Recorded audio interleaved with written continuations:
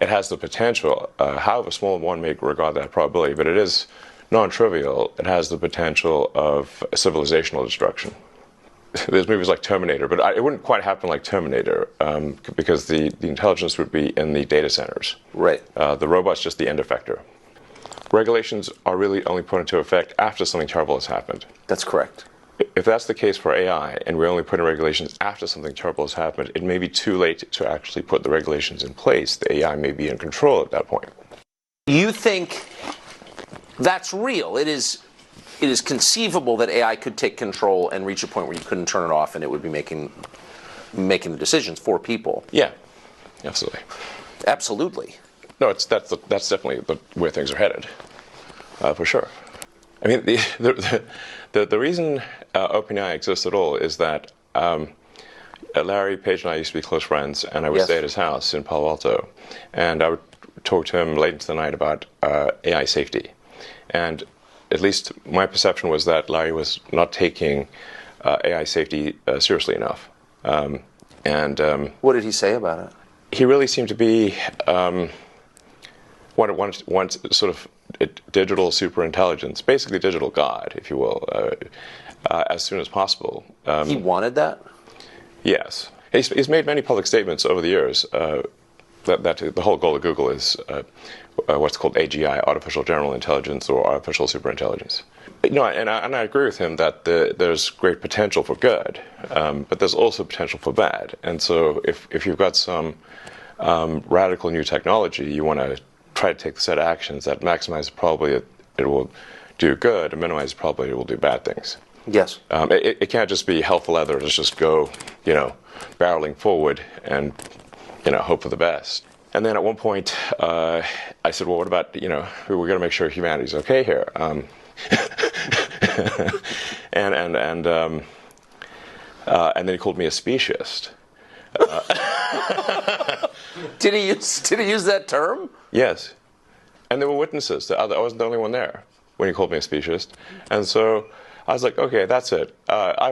Yes, I'm a speciesist. Okay. You got me. What are you? Yeah, I'm fully a speciesist. Busted. So that was the last straw. At the time, Google had acquired DeepMind, and so Google and DeepMind together had about 3/4 of all the AI talent in the world. They obviously had a tremendous amount of money and more computers than anyone else. So I'm like, okay, we have a unipolar world here, where there's just one company that has close to a monopoly on AI talent and computers, like scaled computing.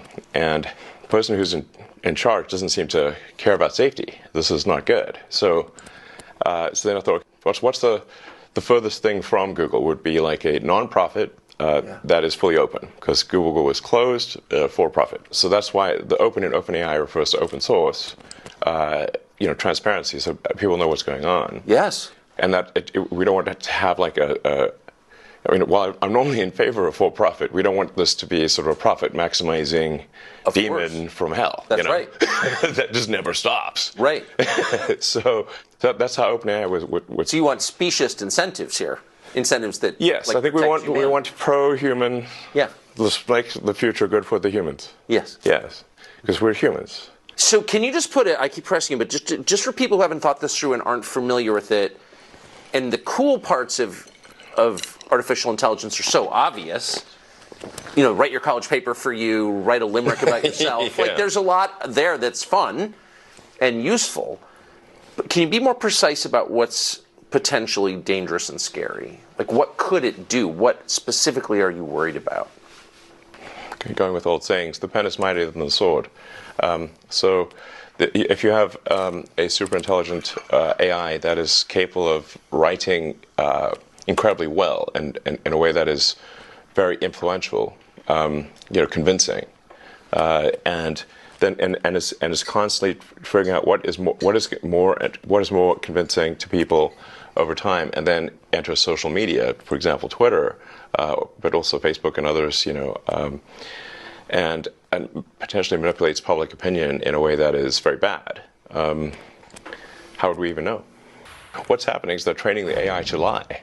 Yes. It's bad. To lie. To That's lie. exactly right. And to withhold information. To lie and yes, yeah, exactly. To either comment on some things, not comment on other things, but not to say what the data actually demands that it say. Exactly.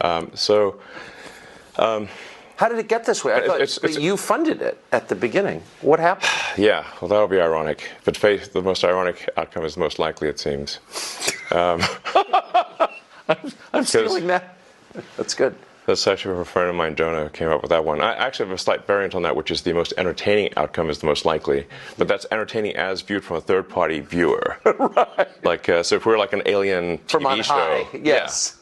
Yeah. Like you could go see a movie about World War I and they're being blown to bits and gassed and everything in the trenches, and it's like you're eating popcorn and having a soda. It's fine. Not so great for the people in the movie. True. This sort of Occam's razor, the simplest explanation is most likely. Jonah's variant, which is irony, and then my variant, which is the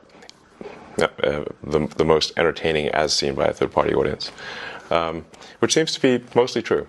But it seems true in this case. So you gave them, did you give them a lot? I came up with the name and the concept and pushed, had a number of dinners around the Bay Area with some of the people, the leading figures in AI.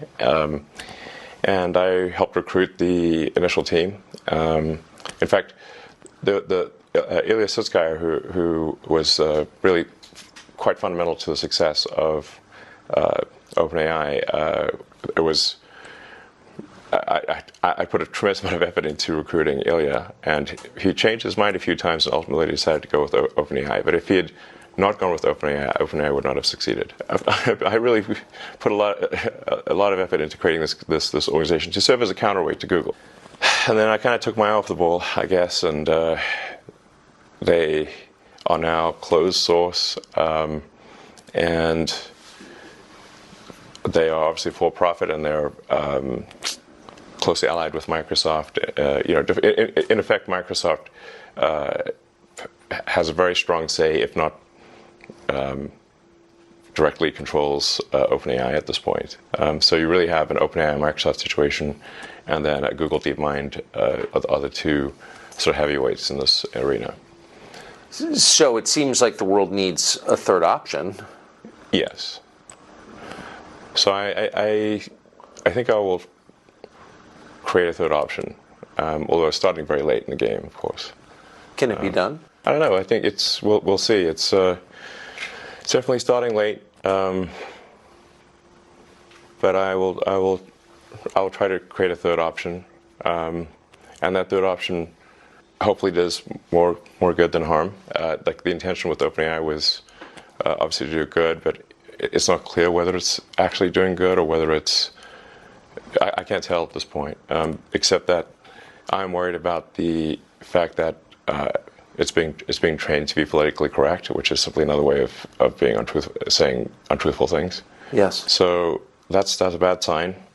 There's certainly a path to AI dystopia is to train an AI to be deceptive. So yeah, I'm going to start something which I know you call truth GPT, or a maximum truth-seeking AI that tries to understand the nature of the universe. And I think this might be the best path to safety, in the sense that an AI that cares about understanding the universe it is unlikely to annihilate humans, because we are an interesting part of the universe. Hopefully, they would think that. I think because humanity could decide to hunt down all the chimpanzees and kill them, but we don't, because we're actually glad that they exist. Yes, and we aspire to protect their habitats.